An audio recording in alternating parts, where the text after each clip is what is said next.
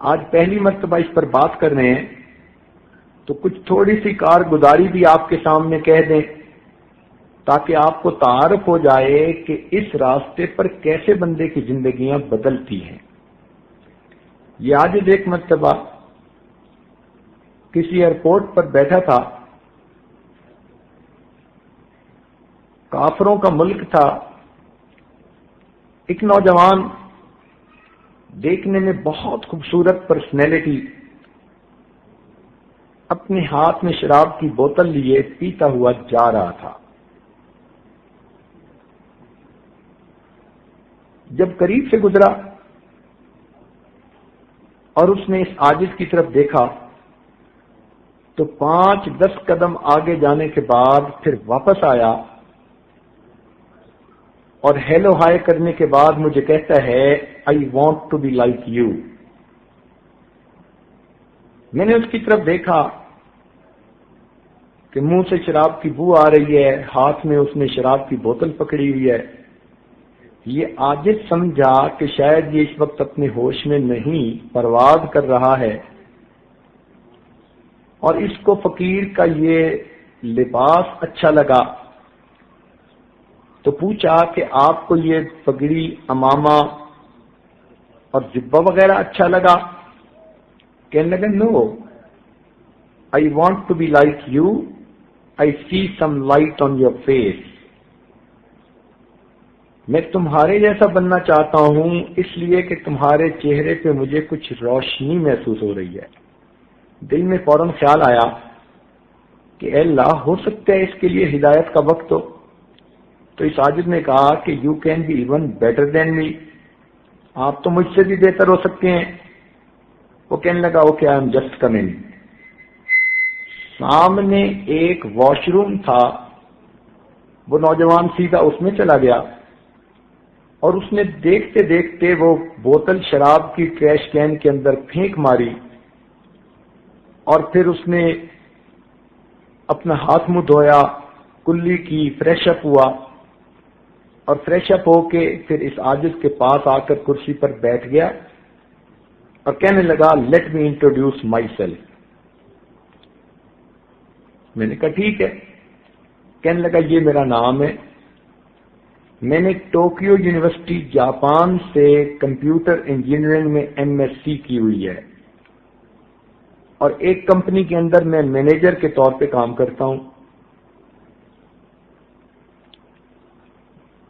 آپ دیکھ رہے ہیں کہ اللہ نے مجھے کتنی اچھی جوانی دی، خوبصورتی دی، اور میری جاب بہت اچھی ہے، اور میرے آفس میں ادھر ادھر ارد گرد ہر طرف لڑکیاں کام کرتی ہیں۔ میرا کوئی دن گناہ کے بغیر نہیں گزرتا، مجھے دائیں بائیں کہیں نہ کہیں سے روز گناہ کی آفر ہوتی ہے، اور میں ڈیلی گناہ کرتا ہوں۔ تو اب آپ مجھے بتائیں کہ میں آپ جیسا کیسے بن سکتا ہوں؟ پھر کہنے لگا کہ میرے بارے میں یہ سمجھ لیں، I eat everything, I do everything. ان 2 لفظوں میں اس نے اپنی پوری زندگی کی ترتیب بتا دی۔ I eat everything, I do everything. اب ایسی اس نوجوان کی زندگی، اور وہ کہتے ہیں کہ جی میں نیک بننا چاہتا ہوں۔ اس عاجز نے اسے بتایا کہ بھائی توبہ کے کلمات پڑھو، اور ایک ذکر قلبی کا طریقہ ہے، یہ عاجز آپ کو بتائے گا کرنا، اس کی برکت آنکھوں سے دیکھنا۔ وہ کہنے لگا مگر مجھے یہ بتائیں کہ میں گناہ سے کیسے بچ سکتا ہوں؟ یہ جو میرے آگے پیچھے ہر وقت حور پریاں پھرتی ہیں، یہ مجھے گناہ سے پیچھے رہنے نہیں دیتی۔ اس عاجز نے کہا کہ آپ کے لیے بچنا مشکل ہے، اللہ تعالی کے لیے بچانا آسان ہے۔ آپ اس عمل کو کر دیکھو، اس کی برکتیں دیکھنا۔ کہنے لگا ٹھیک۔ وہی بیٹھے بیٹھے اس عاجز نے اس کو بیٹھ کے کلمات پڑھائے اور یہی ذکر کا طریقہ سمجھایا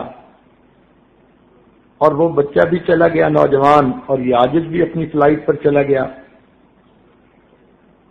3 مہینے کے بعد اس کا خط آیا۔ اس عاجز نے اب بھی اس کو اپنے ریکارڈ میں محفوظ رکھا ہے۔ تو اس خط میں اس نے 2 باتیں لکھی۔ پہلی بات تو اس نے یہ لکھی کہ میں 5 وقت کی نماز تو پڑھتا ہی ہوں، کبھی کبھی مجھے تہجد کی بھی نماز نصیب ہو جاتی ہے۔ یہ اس نے پہلا پوائنٹ لکھا کہ میں 5 وقت کی نماز تو پڑھتا ہی ہوں، کبھی کبھی مجھے تہجد کی بھی توفیق نصیب ہو جاتی ہے۔ اور دوسرا پوائنٹ اس نے لکھا، میں اس بات پہ حیران ہوں کہ گناہوں کے سمندر میں رہتے ہوئے میں گناہوں سے کیسے بچا ہوا ہوں۔ اس عاجز نے پھر اس کا جواب تفصیلی لکھا اور اس کو سمجھایا کہ ہمارے بزرگ فرماتے تھے، ہمارے بڑوں کی دعائیں ہمارے گرد پہرا دیا کرتی ہیں، ہمارے بڑوں کی دعائیں ہمارے گرد پہرا دیا کرتی ہے۔ دور بیٹھا کوئی تو دعائیں دیتا ہے، دور بیٹھا کوئی تو دعائیں دیتا ہے، میں ڈوبتا ہوں سمندر اچھال دیتا ہے۔ اللہ تعالیٰ بندے کی گناہوں سے حفاظت فرما لیتے ہیں۔ ملتان شہر میں ایک دفعہ اس عاجز نے بیان کیا، جب بیعت کے لیے لوگ اکٹھے ہوئے تو اس عاجز نے دیکھا کہ ایک آدمی دوسرے کو کہہ رہا ہے کہ تم بھی بیعت ہو جاؤ، تم بھی بیعت ہو جاؤ۔ وہ کہتے ہیں ہو جاؤں گا ہو جاؤں گا۔ اس عاجز نے جب دیکھا تو اسے کہا کہ بھئی کیوں پش کر رہے ہو، یہ تو خوشی کی بات ہے، دل کے سودے ہیں۔ تو وہ آدمی پھر اس عاجز کے ساتھ ڈائریکٹ گفتگو کرنے لگا، کہنے لگا حضرت میں اس علاقے کا پولیس اسٹیشن کا انسپیکٹر ہوں، انچارج ہوں، یہ میرے بڑے بھائی ہیں، خود بھی بیعت ہونا چاہتے ہیں اور مجھے بھی کہتے ہیں بیعت کرنے کے لیے، مگر میں کیا بیعت کروں گا، آپ کو پتہ ہی ہے کہ پولیس والوں کی زندگی کیا ہوتی ہے۔ اس عاجز نے کہا کہ آپ کے لیے بھی نیکی کا راستہ کھلا ہے۔ وہ آگے سے انسپیکٹر آگے سے کہتے ہیں حضرت میری زندگی اتنی گندی ہے، جو گناہ آپ سوچ سکتے ہیں وہ گناہ میں نے کیا ہوا ہے۔ اب بتائیے کہ جو بندہ اپنی زبانی کہہ رہا ہے کہ جو گناہ آپ سوچ سکتے ہیں وہ گناہ میں نے کیا ہوا ہے، اس عاجز نے کہا کہ اس کے باوجود آپ کے لیے بھی نیکی کا راستہ کھلا ہے۔ وہ کہنے لگا اچھا حضرت پھر مجھے بھی بیعت کر لیں۔ وہ انسپیکٹر پولیس کا بیعت ہو گیا۔ یہ عاجز پھر اگلی جگہ چلا گیا۔ کوئی 4 مہینے کے بعد دوبارہ پھر اسی جگہ گلگشت کالونی میں جانے کا موقع ملا۔ عصر کی نماز پڑھی تو جیسے ہی جانے کے لیے اٹھے کوئی آدمی آیا اور اس نے پیچھے سے آگ کے بندے کو ہگ کیا۔ اب یہ عاجز بڑا حیران کہ یہاں کوئی میرا بچپن کا کلاس فیلو تو ہے نہیں کہ جو اس قسم کی بے تکلفی کی حرکت کرے، یہ کون آدمی ہے جس نے آ کے مجھے پیچھے سے ہگ کر کے جکڑ لیا۔ تھوڑی دیر تو صبر کیا، جب چھوڑا تو اس کا چہرہ دیکھا تو کوئی چھوٹی چھوٹی اس کے چہرے پر داڑھی، تو فوراً ذہن میں خیال آیا کہ یہ تو وہی پولیس انسپیکٹر ہے۔ اس عاجز نے کہا او تھانے دار صاحب کیا حال ہے؟ تو جب یہ کہا تو اس نے فوراً آگے سے جواب دیا حضرت تھانے دار تو اس دن مر گیا تھا، اب آپ کا غلام زندہ ہے۔ پھر مسجد کے نمازیوں کے سامنے اس نے کہا آن ڈیوٹی SHO، کہنے لگا حضرت میں اپنے چہرے پر سنت بھی سجا لی ہے، نیک بن گیا ہوں، میں تہجد کی نماز روزانہ گھر میں پڑھتا ہوں اور فجر کی اذان روزانہ اس مسجد میں آ کر میں خود دیا کرتا ہوں۔ ایسی برکت کہ علاقے کا آن ڈیوٹی SHO گھر میں تہجد پڑھتا ہے اور محلے کی مسجد میں آ کے فجر کی اذان دیتا ہے۔ یوں اللہ تعالیٰ زندگیوں کو بدل دیتے ہیں۔ اس بیت اور نسبت کی اللہ کے ہاں بڑی برکت ہے۔ اللہ تعالیٰ بندے کو ظاہری مصیبتوں سے بھی بچاتے ہیں اور اللہ تعالیٰ اخلاقی مصیبتوں سے بھی بچاتے ہیں۔ چنانچہ ایک نوجوان فیکٹری میں مینیجر تھا، اس عاجز کا کلیگ تھا کسی زمانے میں۔ ایک دفعہ وہ مہمان خانے میں آیا، ہتھکڑی لگی ہوئی، 2 پولیس والے ساتھ ہیں۔ یہ عاجز دیکھ کے بڑا حیران ہوا۔ اس نے ایم ایس سی کیمسٹری کی ہوئی تھی، MBA کیا ہوا تھا، بڑا لرنڈ بچہ تھا اور ایک مینیجر کے طور پہ کسی فیکٹری میں کام کر رہا تھا۔ اس حالت میں دیکھ کے یہ عاجز بڑا حیران ہوا، پوچھا کیا بنا؟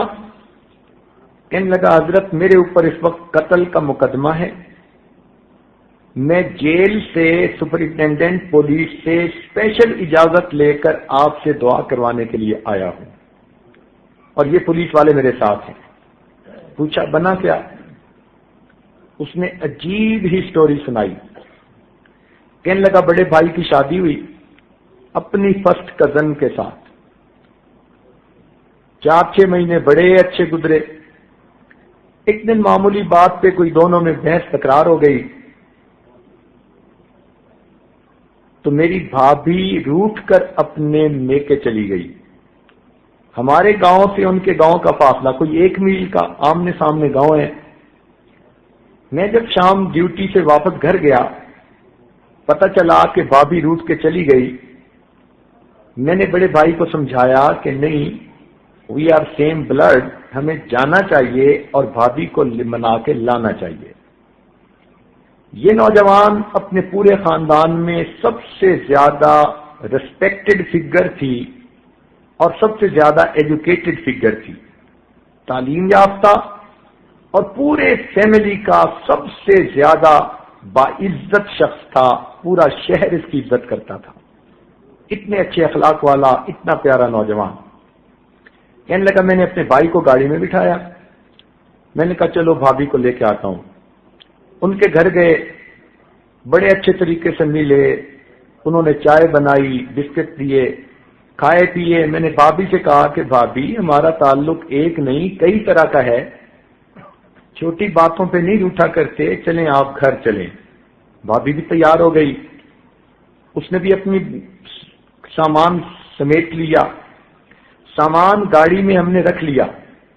جب بیٹھنے لگے بھابھی نے کوئی بات کر دی جس لفظ کو سن کر میرا بھائی پھر بھڑک اٹھا، اس نے بھی کوئی سخت لفظ کہہ دیا تو بھابھی آگے سے بول پڑی، بھائی بول پڑا، دونوں نے ایک دوسرے سے پھر بحث تکرار شروع کر دی۔ تو بھابھی کا چھوٹا بھائی آ گیا، کون ہوتے ہو میری بہن کو تم اس طرح کہنے والے؟ اب عورت کی جو لڑائی تھی وہ مردوں میں آ گئی، دونوں میں ہاتھا پائی شروع ہو گئی۔ جب دونوں میں ہاتھا پائی ہونے لگی تو اس کا ایک بھائی بھاگا اور اپنے کمرے کے اندر سے گن نکال کے لایا کہ تو کون ہوتا ہے میرے بھائی پہ ہاتھ اٹھانے والا۔ اب جب وہ قریب آیا تو میرے بھائی نے اپنی جان بچانے کے لیے اس کے گن کے رخ کو جو موڑا تو وہ اسی کی طرف ہو گیا جس کے ہاتھ میں گن تھی اور ٹریگر دب گیا۔ جھگڑے کے اندر وہ جو بندوق چلی تو جو لانے والا بندہ تھا وہ خود موقع کے اوپر اسی وقت ڈھیر ہو گیا، مر گیا۔ ہم تو اس ذہن میں سوچ بھی نہیں سکتے تھے کہ یہ واقعہ پیش آئے گا۔ میں نے انہیں کہا کہ اس کو اٹھائیں، ہاسپٹل لے جاتے ہیں، مگر وہ تو اسی وقت ہی ٹھنڈا ہو گیا۔ اس کے بھائیوں نے مجھے پکڑ لیا اور میری بھابھی کہنے لگی کہ ہاں اس پہ مقدمہ بنوائیں گے اور ہم اپنے بھائی کے بدلے میں اس کو پھانسی لگوائیں گے۔ تو میرا بھائی تو بھاگ گیا۔ اب وہ بھابھی ایسی چلاک کہ اپنے خاوند کو بچا رہی ہے اور مجھے کہنے لگی کہ اس کو پھانسی چڑھوائیں گے، یہ ان کے خاندان کا سب سے زیادہ ریسپیکٹڈ بندہ ہے۔ پولیس آ گئی، میں مجرم کے طور پہ موقع پہ پکڑا گیا، ڈیڈ باڈی بھی مل گئی، گن بھی مل گئی، گواہ بھی مل گئے، جو کچھ کسی بندے کے قتل کا پروف ہو سکتا ہے وہ سب کا سب 100% موجود تھا۔ مجھے جیل پہنچا دیا گیا، ہتھکڑیاں بیڑیاں لگا دی گئیں۔ میرے وکیل نے کہا کہ پولیس نے مقدمہ ایسا زبردست درج کیا ہے کہ آپ کے بچنے کی 100 میں سے ایک حصہ بھی امید نہیں ہے۔ دیوار پہ لکھا مجھے نظر آ رہا ہے کہ تمہیں پھانسی دے دی جائے گی۔ میں دعائیں کرتا رہا، آپ کا خیال آیا تو میں نے آپ کے بارے میں پتہ کروایا تو پتہ چلا کہ بیرون ملک گئے ہوئے تھے۔ کل پتہ چلا کہ آپ واپس آئے ہیں، تو میں نے پھر پولیس جو جیل کا سپرنٹینڈنٹ تھا اس سے بہت بڑی کوئی سفارش کروا کے اجازت لی کہ میں آپ سے دعاؤں کروانے کے لیے آنا چاہتا ہوں، چونکہ وہ بھی آپ کو جانتا تھا۔ اس نے پولیس والوں کو ساتھ بھیج دیا کہ جاؤ پیر صاحب سے دعا کروا کے آؤ۔ اس لیے اب میں یہاں آیا بیٹھا ہوں۔ اب آپ مجھے بتائیں، میں آپ کا کولیگ ہوں، اتنا میں آپ کا محبت کرنے والا دوست ہوں، ممکن ہے میری آپ کی آخری ملاقات ہو۔ اور یہ کہہ کے اس نوجوان نے رونا شروع کر دیا۔ اب ایک بے گناہ نوجوان، اور اس کی عمر بھی کوئی 28 سال ساری تھی، اور اس کی شادی میں بھی ابھی کوئی 6 مہینے تھے جو ہونی تھی۔ اتنی پیاری اس کی شخصیت، پرسنالٹی، اتنے موٹے موٹے آنسو اس کے گر رہے ہیں، اور کہہ رہا ہے کہ یہ میری اور آپ کی ممکن ہے آخری ملاقات ہو۔ کہنے لگا بتائیں میں کیا کروں۔ اس عاجز نے سے بتایا کہ ایک نعمت ہے جو اللہ رب العزت نے اپنے مشائخ کے ذریعے اس عاجز کے سینے میں ڈالی ہے۔ آپ اس نسبت کے اپنا تعلق جوڑیں اور اللہ کے حضور اس نسبت کو پیش کریں۔ اللہ تعالیٰ کے ہاں نسبت کی بڑی لاج ہے۔ اس نے کہا جو کہیں گے میں کرنے کو تیار۔ چنانچہ اس عاجز نے اس کو یہی بیعت توبہ کے کلمات پڑھائے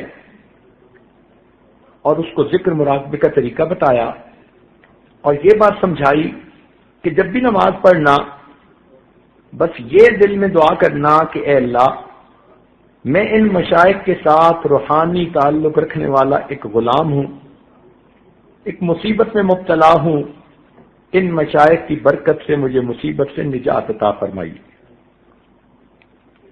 وہ نوجوان نم والی آنکھوں کے ساتھ چلا گیا، پرنم آنکھوں سے چلا گیا۔ اس عاجز کو پھر کہیں باہر جانا تھا ملک میں، پھر چلا گیا۔ 3-4 مہینے کے بعد پھر واپس جب اپنے ملک میں پہنچا تو گھر میں تھا کہ بیٹے نے ایک مٹھائی کا بڑا ڈبہ لا کر دیا کہ جی کوئی مہمان خانے میں آدمی آئے ہیں، انہوں نے سلام بھیجے ہیں اور مٹھائی آپ کے لیے لائے ہیں۔ مٹھائی کے ڈبے پر دیکھا تو ان کا نام لکھا ہوا تھا۔ عاجز بڑا حیران ہوا، فوراً مہمان خانے میں پہنچا، دیکھا تو وہ ہنستا مسکراتا چہرہ سامنے تھا۔ میں نے پوچھا کہ آپ آزاد ہو گئے، بچ گئے؟ کہنے لگا حضرت یہ تو کوئی کرامت ہی ہو گئی، اللہ تعالیٰ نے مجھ پر ترس کیا۔ بھائی کیسے؟ کہنے لگا کہ مسئلہ یہ بنا کہ جب ڈیڈ باڈی کا پوسٹ مارٹم کیا گیا تو جو سرجن اس کا پوسٹ مارٹم کر رہا تھا اس نے اس کے جسم سے جو گولی نکالی جس سے اس کی ڈیتھ ہوئی تھی، تو اس کی پیمائش تو اس نے ملی میٹر میں کی، مگر غلطی سے لکھتے ہوئے اس کو انچ یونٹ میں اس نے لکھ دیا، یعنی سائز اس کا ملی میٹرک سسٹم میں اس نے لیا، مگر بائی مسٹیک جو پیپر پر اس نے لکھا تو اس نے 7 انچ سکیل لکھ دی۔ کہنے لگا کہ جب جج کے سامنے کیس پیش ہوا تو جج نے بلٹ کو دیکھا اور اس کا سائز پڑھا، تو جج نے کہا کہ سرجن جو کہہ رہا ہے کہ اس بلٹ سے اس کی ڈیتھ ہوئی، یہ وہ گولی تو نہیں ہے۔ اب جب اس پر بات آگے بڑھی تو معاملہ شک میں آ گیا، اور قانون یہ ہے کہ جب کسی میں شک آ جائے تو پھر اس بندے کو پھانسی نہیں دی جاتی، جج نے اس کو بنیاد بنا کر مجھے باعزت بری کر دیا۔ یہ نسبت کی برکتیں ہیں، اللہ رب العزت یوں مصیبت سے بندوں کو بچا دیتے ہیں۔ ہمارے ایک دوست ہیں حاجی صاحب، ہم ان کو کہتے ہیں، جامعہ رحمانیہ کے نام سے ایک مدرسہ ان کے زیر سرپرستی چل رہا ہے، اپنے علاقے کے نواب ہیں۔ یہ عاجز بخاری شریف کی ابتدا کے لیے، افتتاح کے لیے یا آخری درس کے لیے وہاں حاضری دیتا رہتا ہے۔ ایک مرتبہ کہنے لگے کہ حضرت میرا ایک کزن ہے، بڑا لینڈ لارڈ ہے اور اس پورے علاقے کا MNA ہے، ممبر نیشنل اسمبلی، اور وہ 35 سال سے ممبر نیشنل اسمبلی مستقل بن رہا ہے۔ علاقے کے اندر اتنا اس کا ہولڈ ہے کہ وہ اگر کسی کھمبے کو بھی اپنی طرف سے کھڑا کر دے تو لوگ اس کو بھی ووٹ دے کے MNA بنا دیں گے، پارٹی یہ ہو یا پارٹی وہ ہو۔ وہ اکیلا کھڑا ہوتا ہے، آزاد، اور ہر دفعہ MNA بن جاتا ہے، اس کے مقابلے پہ کوئی کھڑا بھی نہیں ہوتا۔ عوام اتنا اس کے ساتھ اٹیچڈ ہیں۔ بنیادی وجہ کہ وہ اربوں پتی انسان ہے۔ یہ پورا شہر جو آباد ہوا یہ ان کی زمین ملکیت تھی، انہوں نے بیچی، لوگوں نے خریدی۔ اب پورے شہر کی زمین جس نے بیچی ہو تو اس کے ایسٹس کتنے ہوں گے؟ کہنے لگا کہ مگر ذاتی طور پر وہ بڑا بگڑا ہوا ہے۔ جوانی میں اس کے والد نے اس کو UK تعلیم کے لیے بھیج دیا اور وہاں جا کے وہ بالکل ویسٹرنائزڈ ہو گیا، اور جب وہ یہاں واپس آیا تو وہاں کے ماحول کو وہ یہاں خود لے کے آیا۔ دین سے اس کو کوئی مس نہیں، گھر میں اس نے پینے پلانے کا سسٹم ابھی بھی رکھا ہوا ہے، اس کے پاس دن رات کے مہمان اب بھی آتے رہتے ہیں۔ اس کی ذاتی زندگی اتنی گندی ہے کہ سوچ بھی نہیں سکتے، لیکن کیونکہ مالدار ہے، لوگوں کے کام کرواتا ہے، لوگ کہتے ہیں جی اس کی ذاتی زندگی کا وہ جانے، ہمارے بیٹے کی نوکری لگوا دی، ہماری مصیبت دور کر دی، ہمارا کیس ختم کروا دیا۔ چونکہ وہ پبلک کے کام کرواتا ہے تو پبلک ووٹ اسی کو دیتی ہے۔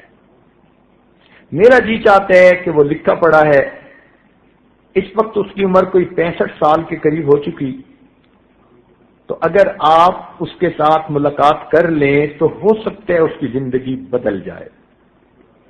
اس عاجز نے کہا کہ ابھی تو فرصت نہیں، واپس جانا ہے، اتنا ہے کہ جب جاؤ تو اس کو اس عاجز کا سلام پہنچا دینا۔ جب اگلے سال پھر بخاری شریف کی تقریب کے لیے گئے تو حاجی صاحب بڑے خوش، حضرت میں نے پچھلے سال آپ کے سلام دیے تھے، اور MNA صاحب تھوڑی دیر سوچتے رہے، پھر کہنے لگے یار آپ کے پیر صاحب آئیں تو میری بھی ملاقات کروانا۔ تو حضرت آج تو آپ کی میں نے ضرور ملاقات کوانی ہے۔ اس عاجز نے کہا کہ ان کے پاس جائیں اور جا کر کہیں کہ اگر میں آپ کو ملنے کے لیے آؤں تو بئس الفقیر علی باب الامیر، برا فقیر وہ ہوتا ہے جو کسی امیر کے دروازے پہ چل کے جائے، اور اگر آپ ملنے کے لیے آئیں گے تو نعم الامیر علی باب الفقیر، آپ نعم الامیر بنیں گے، فقیر کے پاس چل کے آئیں گے۔ اب آپ بتائیں کہ کیا کرنا بہتر ہے؟ جب حاجی صاحب نے جا کے اس کو کہا، اس نے کہا اچھا میری پجارو نکالیں۔ وہ تو وہی مدرسے میں ہی آ گیا۔ مدرسے کے طلباء نے دیکھا کہ MNA صاحب آ گئے، وہ بڑے حیران کہ اس کا تو دین سے کوئی تعلق ہی نہیں نظر آتا تھا، نہ جمعہ میں، نہ مسجد میں، نہ عید میں، یہ تو بندہ ہی اور طرح کا تھا۔ خیر وہ مدرسہ میں آیا، اس عاجز کے پاس کمرے میں بیٹھا، اس عاجز نے اس کے سامنے تھوڑی دیر توبہ استغفار کے عنوان پر بات کی۔ سنتا رہا، پھر کہتے ہیں حضرت توبہ تو وہ کرے جس کی کچھ نیکیاں ہوں اور کچھ گناہ ہوں، اور جس کے پاس ہو ہی گناہ، نیکی ہو ہی نہیں، وہ کیا کرے؟ اس عاجز نے سمجھایا کہ نہیں، آپ کے پاس بھی نیکیاں ہیں، گناہ بھی ہیں۔ کہنے لگا میں تو کوئی نیکی کا کام نہیں کرتا۔ میں نے کہا دیکھو، نیکی صرف مصلے کے ساتھ وابستہ نہیں ہوتی، نیکی کا پھیلاؤ بہت زیادہ ہے۔ آپ کے پاس بیوائیں آتی ہیں، آپ ان کو سپورٹ کرتے ہیں؟ کہنے لگا جی ہاں کرتا ہوں۔ یتیم بچیوں کی شادیاں کرواتے ہیں؟ جی میں کرتا ہوں۔ دکھ اور مصیبت زدوں کی مصیبت دور کرنے میں ان کی ہیلپ کرتے ہیں؟ جی میں کرتا ہوں، یہ کام تو میں بہت کرتا ہوں۔ میں نے کہا یہ سب نیکی کے کام ہیں، اللہ تعالیٰ نے آپ کو نیکی کے کام کی بھی توفیق دی ہے، بس مصلے کے ساتھ آپ کو لگاؤ نہیں۔ آپ کی زندگی کی ترتیب ذرا اس وقت تک کافروں والی ہے جو کافر ملکوں میں ہے، مگر چونکہ آپ کلمے پر ابھی قائم ہیں اس لیے ایمان سلامت ہے۔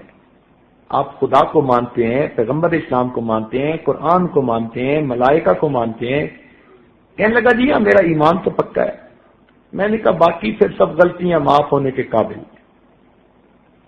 کہنے لگا جی اچھا پھر مجھے بتائیں میں کیا کروں۔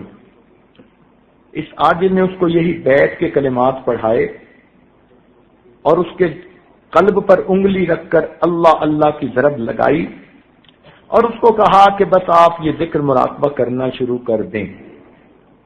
یہ عاجز واپس آ گیا۔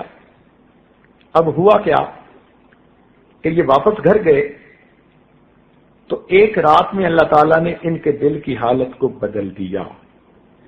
اگلے دن یہ اٹھے اور اپنی بیوی کو کہنے لگے کہ گھر میں جتنی شراب کی بوتلیں پڑی ہیں سب توڑ دو اور شراب گٹر کے اندر بہا دو۔ بیوی حیران کہ یہ کیسا نصیب والا دن چڑھا کہ میرا میاں آج شراب سے توبہ کر رہا ہے۔ پھر اس نے اپنی بیوی کو کہا کہ یہ جتنی ماڈل گرل قسم کی لڑکیاں آتی ہیں ان کو کہو کہ آج کے بعد میرے گھر کے دروازے ان کے لیے بند ہیں۔ وہ بیوی سوچنے لگی کہ میں تو دنیا میں آ گئی، میرے سامنے سب کچھ ہوتا تھا، میں بول نہیں سکتی تھی، آج میرا میاں ہر ایک سے توبہ کر رہا ہے۔ چنانچہ اس نے وہ جو 8-10 ماڈل قسم کی تھیں ان میں سے ہر ایک کو 10-10 لاکھ روپے دے کر ان کو کہا کہ جاؤ اپنا گھر خریدو، اپنا گھر بساؤ، آج کے بعد اس گھر میں تم نے نہیں آنا۔ ان سے بھی اس نے جان چھڑوا لی۔ اب تیسرے دن بیوی کے ساتھ بیٹھا ٹی وی پہ خبریں دیکھ رہا تھا تو ٹی وی پہ خبر لگی کہ حج پروازیں شروع ہو چکی ہیں اور حاجی لوگ جا رہے ہیں۔ اپنی بیوی سے کہتا ہے میری زندگی کے 65 سال گزر گئے، میں درجنوں مرتبہ یورپ امریکہ کا چکر لگا کے آیا مگر آج تک مجھے مکہ مدینہ دیکھنے کی توفیق نہیں ہوئی۔ میرا دل کرتا ہے میں بھی حج کروں۔ بیوی نے کہا کہ آپ تو ابھی جا سکتے ہیں، اس میں کیا رکاوٹ ہے؟ وہیں بیٹھے اس نے منسٹر آف ریلیجس افیئرز کو فون کیا کہ میں جانا چاہتا ہوں۔ اس نے کہا جناب آپ 35 سال سے ایم این اے ہیں، آپ ابھی آئیں تو ہم آپ کو ایز اے اسپیشل کیس ابھی بھیج دیں گے۔ چنانچہ اس نے اپنا سامان بنایا اور نیکسٹ ڈے اپنے شہر سے اسلام آباد پہنچا۔ انہوں نے حاجیوں کے ایک گروپ کا اسے امیر بھی بنا دیا اور اس کو روانہ کر دیا۔ اللہ تعالیٰ کی شان دیکھیے، حج کے سفر میں اللہ نے اس کی زندگی بدل دی۔ لوگ کہتے تھے کہ اس نے وہاں حاجیوں کی اتنی خدمت کی کہ پتہ ہی نہیں چلتا تھا یہ کوئی نواب ہے یا کسی کا زر خرید غلام ہے۔ ایسے مٹ کے خدمت کی اس نے، کھانے لا رہا ہے، حالانکہ یہ ہارٹ پیشنٹ بھی تھا۔ بہرحال جب یہ مدینہ طیبہ جانے لگا تو اس کے دل میں یہ بات آئی کہ میں اللہ کے محبوب کے در پہ حاضر ہو رہا ہوں، میں اپنی شکل تو بنا لوں پہنچنے والی۔ چنانچہ اس نے چہرے کے اوپر داڑھی والی سنت سجانے کی نیت کر لی۔ اب یہ حج کے بعد واپس آیا، لوگ حیران، سر پہ ٹوپی، چہرے پہ ریش سجی ہے، 5 وقت کا نمازی بن گیا، اب شہر کے علماء کو پتہ چلا تو سب علماء نے مل کے مشورہ کیا کہ پہلے تو ہماری صرف بنتی نہیں تھی، اب یہ نیک بن گیا، اب ہمارا حق بنتا ہے کہ ہم چل کے جائیں اور ان کو جا کر مبارکباد دیں۔ چنانچہ شہر کے 30-35 علماء ان کی ملاقات کے لیے گئے۔ یہ عصر کی نماز پڑھ کے فارغ ہوئے، اتنے میں باہر بیل ہوئی، نوکر سے کہا کہ دیکھو کون ہے؟ اس نے کہا جی علماء ملنے کے لیے آئے ہیں۔ چنانچہ اپنے ڈرائنگ روم میں آیا، سب علماء سے گلے ملا اور مل کے کہتے جی آپ بیٹھیں، میں آپ کے لیے زمزم کھجوریں لاتا ہوں، پھر میں آپ کو حج کی کارگزاری سناؤں گا۔ علماء بیٹھ گئے، گھر آیا، بیوی کو کہا کہ اتنے علماء ہیں، ان کے لیے زمزم کھجوریں دے دو۔ اس نے کہا بہت اچھا۔ چنانچہ وہ چھوٹے چھوٹے کپوں میں زمزم ڈالنے لگی، ان کے ہاتھ میں تسبیح، سر پہ ٹوپی، یہ اپنے بیڈ کے اوپر بیٹھ کر تسبیح پڑھنے لگے۔ اللہ تعالی کی شان، اسی دوران ہارٹ اٹیک ہوا۔ جب بیوی زمزم لے کر آئی تو یہ اللہ کو پیارے ہو چکے تھے۔ پہلی زندگی دیکھیں کیا تھی، اور یہ دیکھیں کہ اللہ نے بیت کی برکت سے موت کیسی عطا کی۔ حج کر کے آئے ہیں، معافیاں مانگ کے آئے ہیں، چہرے پہ سنت سجائی، سر پہ ٹوپی ہے، باوضو ہے، عصر کی نماز پڑھی، ہاتھ میں تسبیح ہے، اور اس حالت میں ان کو موت آ جاتی ہے۔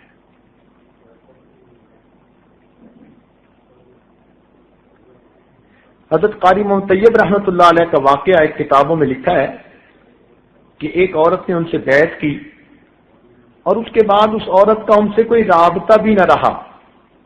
20 سال گزر گئے، اور 20 سال گزرنے کے بعد جب اس عورت کی وفات کا وقت آیا تو وہ عورت کہتی تھی کہ وہ دیکھو مولانا بیٹھے ہیں اور مجھے کلمہ پڑھا رہے ہیں، وہ دیکھو مولانا بیٹھے ہیں کلمہ پڑھا رہے ہیں۔ 2 مرتبہ اس نے کہا، اونچی آواز سے کلمہ پڑھا، اللہ کو پیاری ہو گئی۔ تو یہ بیت کی نسبت کی ایک برکت ہوتی ہے جو بندے کے ایمان کی حفاظت کا سبب بن جاتی ہے۔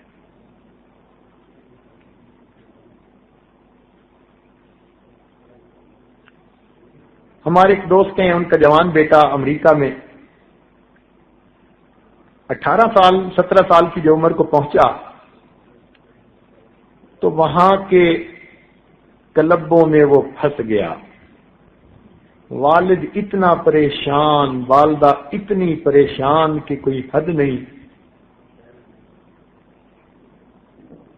اب انہوں نے ساجد کے سامنے رونا رویا۔ ساجد نے کہا بھئی جیسا کیسا ہے بس اس کو بیعت کروا دو اور پھر برکت دیکھو نسبت کی کہ کیا ہوتی ہے۔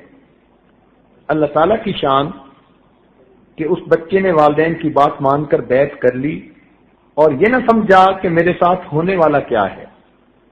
اب مشائخ کی دعاؤں میں اس کا حصہ پڑ گیا، اللہ تعالیٰ نے اس کے دل کی دنیا کو بدلنا شروع کیا۔ 1 سال کے اندر وہ بچہ جو اپنی زبان سے کہتے ہیں کہ نیو یارک میں میرے پیچھے ایک وقت میں 10 لڑکیاں ہوتی تھیں جو مجھے گناہ کی طرف مائل کرتی تھیں، میں ایک کا فون بند کرتا تھا اور دوسری کا اٹینڈ کرتا تھا، دوسری کا بند کر کے تیسری کا اٹینڈ کرتا تھا، اور 10 کی 10 کو پتا تھا کہ اس کا 10 سے تعلق ہے، مگر سب کمپیٹ کر رہی تھیں کہ اس کو کون اپنا لے۔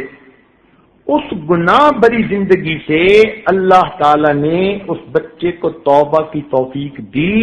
اس وقت ایک دارالعلوم میں رابعہ کے اندر وہ پڑھ کر عالم بن رہا ہے۔ ایسی زندگیاں اللہ بدلتے ہیں۔ حالانکہ 18 سال کی عمر میں ایسی گندی عادتوں میں اور لڑکیوں کے ماحول میں، اور وہ بھی انگریز لڑکیاں، انسان کا نکل آنا، یہ تو اللہ تعالیٰ کی کوئی خاص رحمت ہوتی ہے۔ تو یہ بڑوں ہمارے مشائخ کی دعائیں ہیں ان لوگوں کے لیے۔ ہمارے سلسلے میں اوپر جو لوگ گزرے وہ اللہ کے بڑے مقبول بندے تھے، اور انہوں نے قیامت تک آنے والے سلسلے میں داخل ہونے والے سب لوگوں کے لیے دعائیں کی ہوئی ہیں۔ اللہ ان کی برکت سے ایمان کی حفاظت فرما لیتے۔ ہمارے حضرت رحمت اللہ علیہ کا ایک واقعہ ہے ریونین میں تشریف لے جاتے تھے، وہاں کے ایک عالم بیت تھے اور ان کے سب بیٹے اور بیٹیاں عالم، حافظ، قاری، عالمات، حافظات، قاریات تھیں۔ این خانہ ہم آفتابست، اس گھر کا ہر فرد سورج چاند کی طرح چمکتا تھا۔ لیکن ایک ان کا بیٹا جس نے فرانسیسی زبان پڑھی اور یونیورسٹی میں پروفیسر لگ گیا، وہ لڑکا ایسے ماحول میں پھنسا کہ سرے سے دہریہ بن گیا۔ اب گھرانہ علماء کا اور ایک بیٹا ان میں سے دہریہ، بے عمل بے نماز نہیں، وہ سرے سے اللہ تعالی کے وجود کا منکر تھا۔ وہ عالم یہ واقعہ خود سنانے کے بعد کہنے لگے کہ ہم میاں بیوی راتوں کو روتے روتے رہ جاتے کہ یہ ہمارے گھر میں سے ایک بچہ کیسا نکل آیا، کسی کو بتا بھی نہ سکتے۔ میں مسجد کا پیش امام، لوگوں میں میری اتنی عزت قدر، میرے بچے اتنے نیک، میری بیٹیاں اتنی نیک، اور ان میں سے ایک گھر کا فرد وہ دہریہ بن گیا۔ کہنے لگا ہمارے حضرت بھی آتے تو ہم شرم کے مارے ان کو بھی نہ بتا سکتے۔ یہ بات ذہن میں رکھیے کہ جس طرح مریض کو چاہیے کہ ہر بیماری اپنے ڈاکٹر کو بتائے تب علاج ہوگا، اسی طرح مرید کو بھی چاہیے کہ اپنی روحانی ہر بیماری کی اطلاع شیخ کو ضرور دے تاکہ اس کا علاج ہو سکے۔ اگر مریض شرم کرے کہ میں ڈاکٹر کو بیماری کیسے بتاؤں تو اس کی بیماری کا علاج نہیں ہوگا۔ اسی طرح مرید شرم کرے کہ میں اپنا یہ گناہ کیسے بتاؤں تو اس کا علاج نہیں ہوگا۔ ہمارے مشائخ نے کہا کہ مرید کو چاہیے کہ شیخ کے سامنے دل کا حال اس طرح کھولے جیسے کوئی لڑکی اپنی ماں کے سامنے اپنا سب کچھ کھول دیتی ہے۔ تو خیر ایک دن انہوں نے حضرت کے سامنے اپنے دل کا غم کہہ ڈالا۔ حضرت نے فرمایا کہ اپنے بیٹے کو بیعت کروا دو۔ ان کا حضرت وہ تو نہ دین کو مانتے ہیں نہ خدا کو مانتے ہیں، وہ بیعت کہاں ہوگا؟ حضرت نے کہا آپ والد ہو، اسے سمجھا بجھا کے بیعت کروا دو۔ اب اس کے والد نے بات کی، لڑکا کہنے لگا نہ میں خدا کو مانتا ہوں، نہ نبی کو مانتا ہوں، نہ اسلام کو مانتا ہوں، میرا کیا واسطہ؟ والد صاحب نے کہا بیٹا ہم سب بیعت ہیں، تم بھی بیعت کر لو۔ جب زیادہ پش کیا تو وہ کہنے لگا کہ اچھا آپ لوگوں کی مجبوری سے میں بیعت تو کر لیتا ہوں مگر میں نے کرنا کرانا کچھ نہیں۔ انہوں نے حضرت صاحب سے پوچھا، حضرت صاحب نے فرمایا کہ میں نے تو کرنے کے لیے کچھ کہا بھی نہیں، میں نے تو کچھ نہیں کہا کہ یہ کرنا وہ کرنا، کچھ نہ کرے، فقط بیعت کے کلمات پڑھے اور پھر اس کی برکت آپ دیکھیے۔ چنانچہ ماں باپ نے پھر اگلے دن سمجھایا، حتیٰ کہ اس بچے نے حضرت کے ہاتھوں میں ہاتھ دے کر توبہ کے کلمات پڑھ لیے۔ وہ نہ سمجھ سکا کہ کسی اللہ والے کے پڑھانے پر جو یہ کلمات پڑھے جاتے ہیں اس توبہ کو ایک نسبت ہوتی ہے بزرگوں کے ساتھ۔ اب کیا ہوا کہ وہ گھر میں تو پہلے بھی ہوتا تھا لیکن حضرت سے ملتا ہی نہیں تھا۔ اب بیعت کی برکت کے بعد اس کے دل میں حضرت کی عقیدت محبت پیدا ہونی شروع ہو گئی۔ چنانچہ کبھی وہ گھر سے کھانا لا کے حضرت کے سامنے دسترخوان بچھا دیتا، کبھی پانی لا کے دے دیتا، کبھی دروازہ کھول دیتا، کبھی محفل میں بیٹھ کے دو باتیں سن لیتا۔ اللہ تعالیٰ کی شان دیکھیے، 1 سال کے اندر اللہ تعالیٰ نے اس کی دل کی دنیا کو ایسے بدلا، اس نے باقاعدہ اسلام قبول کیا، نمازیں شروع کی، چہرے پہ سنت سجائی، اپنی وضاقتہ مسلمانوں والی بنائی، تہجد گزار بن گیا، اور اگلے 2 سالوں میں اس نے ذکر پر اتنی محنت کی کہ 2 سالوں کے بعد ہمارے حضرت نے اس کو اجازت خلافت عطا فرمائی۔ وہ پروفیسر یونیورسٹی کا، پھر اس نے دین کا کام کیا۔ اس وقت ہزاروں طلباء نوجوانوں کے لیے وہ شیخ اور مرشد بن کے کام کر رہا ہے۔ یہ نسبت کی برکت ہوتی ہے کہ دہریوں سے بھی اللہ تعالیٰ پھر دین کا کام لے لیا کرتے ہیں. اللہ تعالیٰ ایمان کی حفاظت فرماتے ہیں. چنانچہ ہمارے ایک دوست حافظ صاحب تھے، ایسی ایمان کی حفاظت، انہوں نے عصر کی نماز پڑھی اور اپنے بھائی کو کہتے ہیں اس عاجز کا نام لے کر کہ حضرت صاحب کو میرے سلام دے دینا اور تم گواہ رہنا میں کلمہ پڑھ رہا ہوں. اور یہ کہہ کے اس حافظ صاحب نے کلمہ پڑھا اور مسجد میں وہیں ان کی وفات ہو گئی. ایسی موت اللہ دیتے ہیں ایمان والی. یوں اللہ تعالیٰ ایمان کی حفاظت فرماتے ہیں. ہمارے ایک دادا پیر خواجہ فضل علی قریشی رحمۃ اللہ علیہ تھے، وہ فرماتے تھے کہ جس بندے نے اس عاجز سے بیعت کے کلمات پڑھے اور اس عاجز نے ان کے قلب پر انگلی رکھ کر اللہ اللہ کہی، اس کو ذکر کے بغیر موت نہیں آ سکتی. ایسی مقبول دعائیں ہیں ہمارے مشائخ کی کہ اس توبہ کی برکت سے اللہ تعالیٰ ایمان کی حفاظت فرما لیتے ہیں. چنانچہ ایک واقعہ آخری سنا کر بات مکمل کروں گا. ہمارے اپنے محلہ میں اس عاجز کے کلاس فیلو ہیں.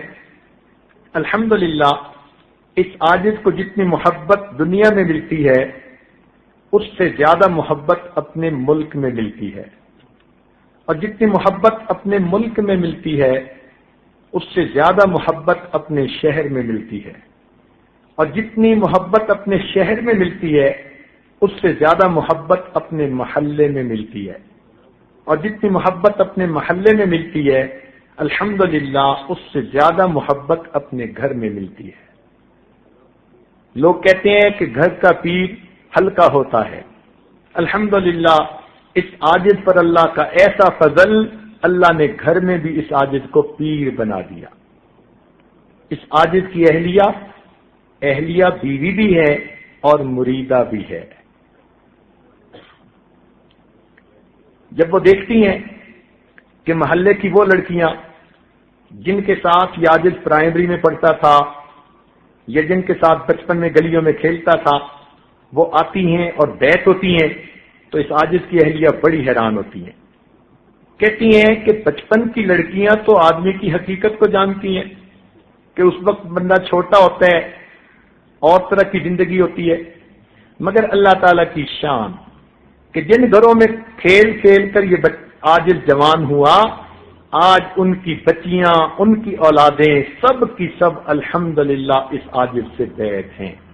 اللہ رب العزت نے ایسی پاکیزہ جوانی عطا فرمائی کہ اپنے محلے کی گلی کی بہو بیٹیاں بچیاں دادیاں نانیاں سب کی سب اس عاجز سے بیعت کا تعلق رکھتی ہے. الحمدللہ رب العالمین. تو اس عاجز کے اختلاف فیلو تھے، وہ بھی اس عاجز سے بیعت، اور ان کے والد صاحب بھی اس عاجز سے بیعت. حالانکہ ان کے والد تو میرے والد کی عمر کے تھے، مگر اللہ تعالیٰ نے محبت دل میں ان کے ڈال دی، لہذا انہوں نے اس عاجز سے بیعت کر لی.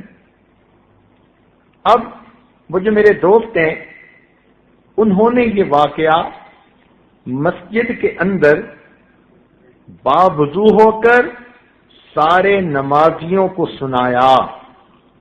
یہ واقعہ ہم نے بھی سنا تو ہم نے ان کو بلا کر خود بھی یہ واقعہ براہ راست سنا. وہ کہنے لگے کہ میرے والد صاحب بیمار تھے. توجہ سے بات سنیے گا. میرے والد صاحب بیمار تھے حتیٰ کہ ان کے آخری لمحات شروع ہو گئے. ہم 4-5 بھائی 2-3 بہنیں سب ان کی چارپائی کے ارد گرد بیٹھ کر دعائیں کرنے لگے، رونے لگے. کوئی قرآن پڑھ رہا ہے، کوئی یاسین شریف پڑھ رہا ہے، کوئی کلمہ پڑھ رہا ہے، کوئی رو رہا ہے. عجیب کیفیت تھی اور والد صاحب آخری سانس لے رہے تھے. کہنے لگے کہ میں والد صاحب کے چہرے کے بالکل قریب ہو کر بیٹھ گیا اور میں نے اونچی آواز سے کلمہ پڑھنا شروع کر دیا. اتنے میں میری ایک بہن نے اشارہ کیا کہ ابو کے پاؤں تو بالکل ٹھنڈے بے جان ہو چکے. تھوڑی دیر بعد اس نے اشارہ کیا کہ دیکھو ابو کے گھٹنے بھی ڈھلک گئے، ٹانگیں ڈھلک گئیں. ہمیں ایسا لگ رہا تھا کہ جیسے ان کی روح گویا پاؤں کی طرف سے سمٹ کر گھٹنے تک آ گئی. سانس اکھڑا نہیں تھا، تیز ہو گیا تھا اور لگتا تھا کہ بس چند منٹ کی بات ہے.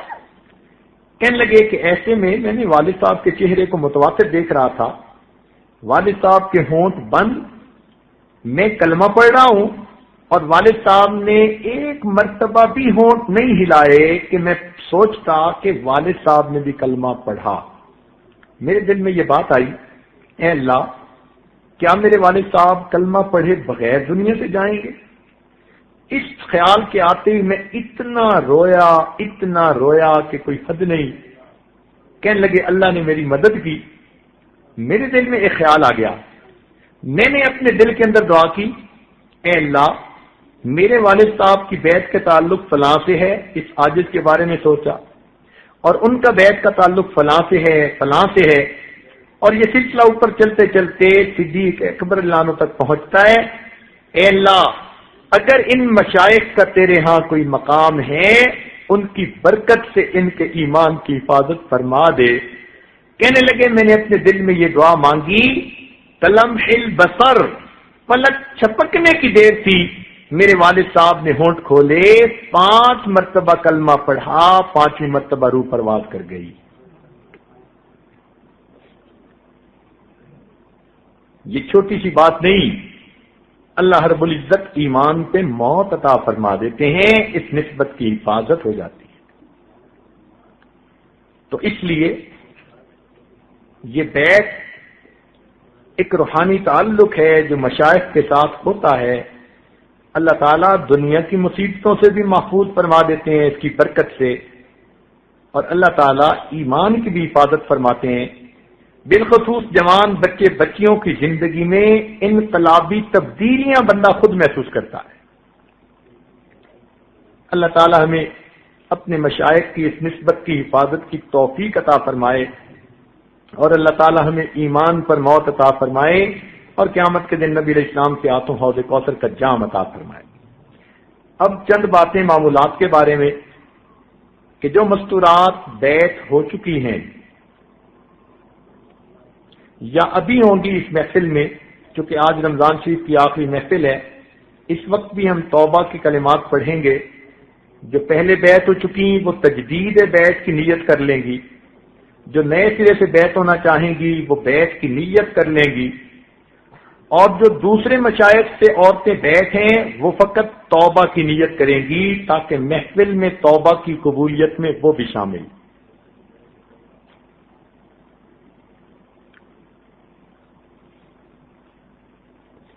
تو پہلے بیعت کے کلمات پڑھا دیے جاتے ہیں تاکہ پھر بعد میں کچھ معمولات کی تفصیل بھی عرض کی جا سکے۔ آج رمضان مبارک کے آخری دن کی اس بابرکت محفل کو غنیمت سمجھتے ہوئے زندگی کے پچھلے تمام گناہوں سے سچی پکی توبہ کر لیجئے، دل میں نیت اور ارادہ کر لیجئے کہ اللہ آئندہ نیکوکاری پرہیزگاری کی زندگی نصیب فرما۔ جیسی نیت ہوتی ہے ویسی مراد ہوتی ہے، تو نیت کیجئے کہ اللہ مجھے آئندہ سچی اور سچی زندگی گزارنے کی توفیق نصیب فرما۔